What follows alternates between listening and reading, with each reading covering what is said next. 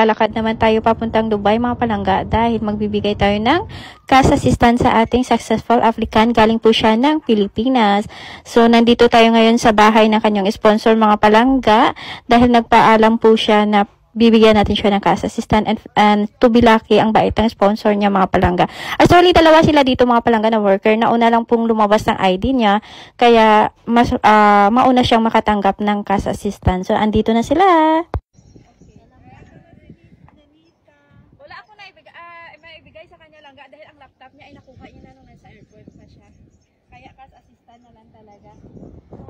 Cash assistant galing siya ng Pilipinas. Na mga palangga.